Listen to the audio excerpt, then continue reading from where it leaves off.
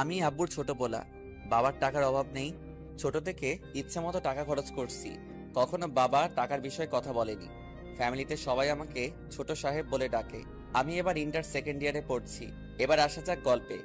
শাহাদাত কাকুর দোকানে বসে চা খাচ্ছি, হঠাৎ বাসা থেকে বড় ভাই ফোন দিল। আমি ফোনটা রিসিভ করেই, হ্যালো। শুভ, কোথায় তুই? চার দোকানে চা খাচ্ছি, কেন কি হয়েছে? তাড়াতাড়ি বাসায় আয়। পারবো না, এখন আমার একটা কাজ আছে। দেখ ভাই আমার, রাগ করিস না, তাড়াতাড়ি বাসায় আয়। আচ্ছা আসছি বলেই বাইক স্টার্ট দিয়ে তাড়াতাড়ি বাসায় পৌঁছালাম। বাসায় ঢুকে আমি অবাক, এত মানুষের হইচই কিসের, আর বাড়ি এত সুন্দর করে সাজানো হচ্ছে কেন? আমি কিছুই বুঝতে পারলাম না। সোজা ভাইয়ের রুমে চলে গেলাম। ভাইয়া কই তুমি? আর কি হয়েছে শুনি? তোমার ভাইয়া বাজারে গিয়েছে, তুমি চেঞ্জ করে নাও। কেন, কি হয়েছে যে ড্রেস চেঞ্জ করতে হবে? আজকে তোমার বিয়ে। আমার মাথায় তো আকাশ ভেঙে পড়লো। কি আমার বিয়ে মানে? আজকে তোমার বিয়ে। আরে মানে কি? ভাইয়া চলে আসলো। এসেই, শুভ চল, গোসল করতে হবে। ভাইয়া আমার বিয়ে আমাকে আগে বলবে তো? এখন তো বললাম, চল তাড়াতাড়ি, লেট হয়ে যাচ্ছে। না, আমি বিয়ে করব না বলেই সোজা বাইকের কাছে এসে বাইকে উঠে যখনই বাইকে স্টার্ট দিব তখন দেখি বাইকের চাবি নেই। ভাইয়া চাবি দাও। চাবি তো আমার কাছে না, আব্বুর কাছে। আব্বুর কাছ থেকে নিয়ে আয়। আমি আব্বুর কাছে শুনেই ভয় পেয়ে গেলাম। তখনই আব্বু আসলো। কিরে শুভ, তুই এখনো এখানে দাঁড়িয়ে আছিস? তাড়াতাড়ি গোসল করে আয়। যাচ্ছি আব্বু। মনে মনে প্রচুর রাগ হচ্ছে। বলতে চারদিক থেকে মানুষ এসে আমাকে গোসল করাতে লাগলো। গোসল শেষ করে একটা পাঞ্জাবি দিল আম্মু। কি করব আম্মু এই পাঞ্জাবি দিয়ে? তোর আজকে বিয়ে, তাই পাঞ্জাবি পরবি। আম্মু আমি বিয়ে করব না। ওগো ছোট সাহেবের বাবা, তোমার ছোট সাহেব কি বলে শোনো। আরে আরে কিছু না, আমি এখনই গুছিয়ে নিচ্ছি। সবকিছু গুছিয়ে নিলাম।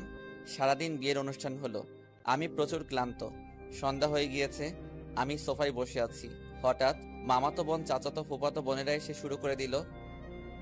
ভাইয়া তুই এখনো বাইরে কেন? ভাবি তোর জন্য সে কখন থেকে ওয়েট করছে, রুমে যা। ওই কার ভাবি? আর কার জন্য? আরে তোর বউ। পাগল নাকি? আমি তো এখনো বিয়েই করিনি। ফাসলামে বাদ দিয়ে তাড়াতাড়ি যা বলছি। যাব না। ওরা তিনজন মিলে আমাকে জোর করে রুমে পাঠালো। আমি রুমে ঢুকেই গাছের মতো সোজা হয়ে গেলাম। হায় আল্লাহ, পরি কোথা থেকে আসলো আমার রুমে? কি অপরূপ সুন্দরী! আমার লাইফে এমন মেয়ে কখনো দেখিনি।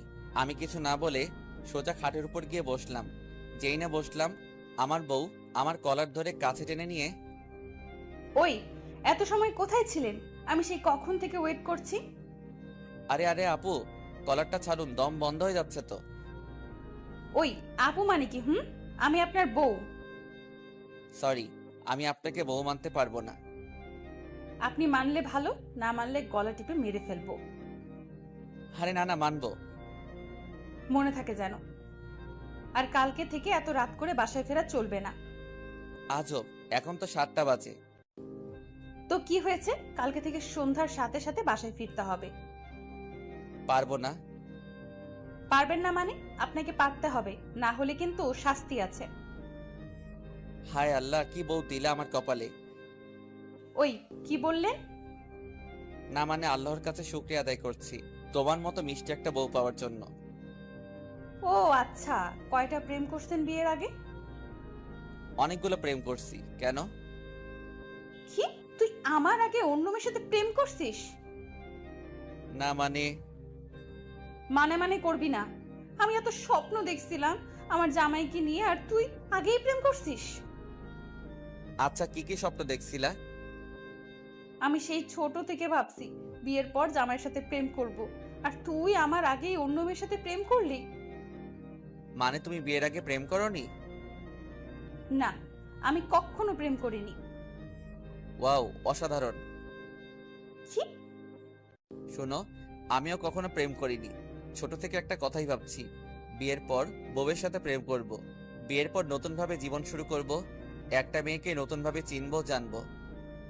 সত্যি বলছেন আপনি প্রেম করেননি? হুম। হঠাৎ বউ আমাকে জড়িয়ে ধরলো। আরে আরে কি করো, ছাড়ো বলছি, ছাড়ো, আমার শ্বশুরই লাগে। কি সুরসুরি লাগে মানে? আমি আপনার বউ, তাই এখন থেকে আপনার সব কিছু আমার। আমি যা ইচ্ছা করতে পারি, তাতে আপনার কি? তুমি আমার বউ হতে পারো, কিন্তু তুমি আমাকে স্পর্শ করতে পারবে না। আমার প্রচুর শ্বশুরই লাগে। বললেই হলো আমি আপনার শ্বশুরই ভাঙাবো আজকে রাতে। প্লিজ প্লিজ আমার কাছে এসো না, আমার প্রচুর ভয় লাগে। বউ আমার কোনো কথাই শুনলো না। বউ আমার দিকে আস্তে আস্তে এগিয়ে আসছে, আর আমি আস্তে আস্তে বেড থেকে উঠে পিছাতে লাগছি। ওই আমার কলিজার টুকরা বউ, প্লিজ এমন করো না। আরে এখনো তো কিছুই করলাম না।